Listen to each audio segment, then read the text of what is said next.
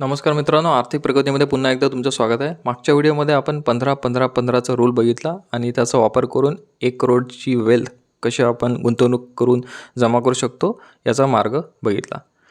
जर तुम्ही तो व्हिडिओ बघितला नसेल तर मी या व्हिडिओच्या डिस्क्रिप्शनमध्ये त्या व्हिडिओची लिंक टाकलेली आहे. प्लीज तो व्हिडिओ बघून घ्या, कारण की तो खूप चांगली इन्फॉर्मेशन त्या व्हिडिओमध्ये दिलेली आहे.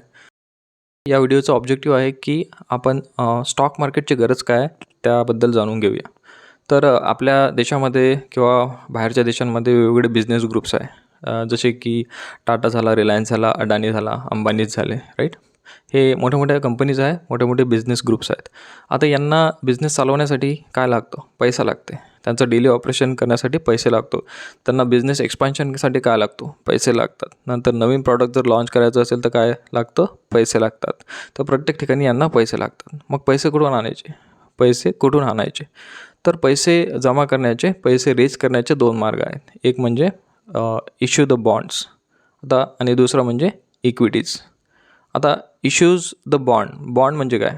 तर फॉर एक्झाम्पल, जर मला आता कार घ्यायची आहे, माझं अकाउंट आहे HDFC बँकेमध्ये, तर मी HDFC बँकेत जाईल आणि त्यांच्याकडून लोन घेईल कार घेण्यासाठी. आणि म्हणजेच नथिंग बट अ बॉन्ड. आता जर कंपन्यांना लोन पाहिजे असेल तर ते काय करतात?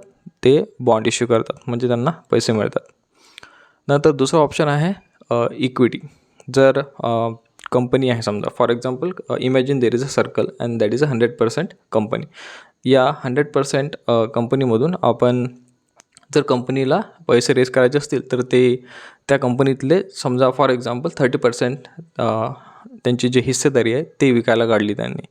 तर ते हिस्सेदारी विकून कंपनी पैसे रेज करते. आता ही हिस्सेदारी कोण घेईल? हिस्सेदारी घेण्यासाठी वेगवेगळे प्लेयर्स आहेत. आता तुम्ही घेऊ शकता, मी पण घेऊ शकतो, आणि आपल्यासारखे जे इन्व्हेस्टर आहेत त्यांना म्हणतात रिटेल इन्व्हेस्टर. नंतर आणखी कोण घेऊ शकते? आणखी HNI इन्व्हेस्टर्स म्हणतात, म्हणजेच हाय नेटवर्थ इंडिव्हिज्युअल्स.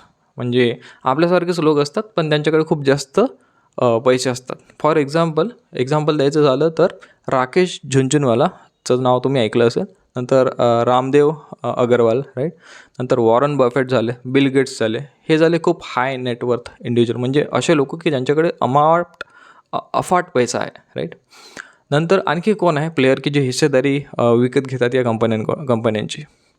तर आहेत फॉरेन इन्स्टिट्यूशनल इन्व्हेस्टर, त्यांनाच FII असे म्हणतात. आता FII कोण आहेत? For example JP Morgan, right, Morgan Stanley. नंतर बँक ऑफ अमेरिका, राईट. इंडियामध्ये सांगायचं झालं तर LIC. पण LIC इज नॉट FII. तर त्याच्यासाठी आणखी एक कॅटेगरी आहे, त्याला म्हणतात DII, म्हणजे डोमेस्टिक इन्स्टिट्यूशनल इन्व्हेस्टर. डोमेस्टिक म्हणजे भारताच्या आतले. LIC म्हणजे life insurance corporation is one of the DII. नंतर Indian government is also a DII. नंतर खूप सारे इंडियन इन्स्टिट्यूशन्स पण आहेत मोठे की जे पण हिस्सेदारी विकत घेतात. मग हे हिस्सेदारी विकत घेऊन त्यामधलं कंपनीला काय मिळतं? कंपनीला मिळतात पैसे. आणि हे जे हिस्सेदारी आहे या हिस्सेदारीलाच वेगवेगळे नाव आहेत, जसं शेअर्स आहे, स्टॉक्स म्हणतात किंवा मग इक्विटी म्हणतात. इन जनरल इक्विटी हा शब्द कॉमन आहे, तर याला म्हणतात equity. To summarise this video, so we have covered why stock market is required. There is a reason when company wants to raise money. There are 2 options to raise money for a company or a business. One is issue the bond. Second is dilute the equity. Basically हिस्सेदारी विकायची. तर let's stop here and we will meet in the next video.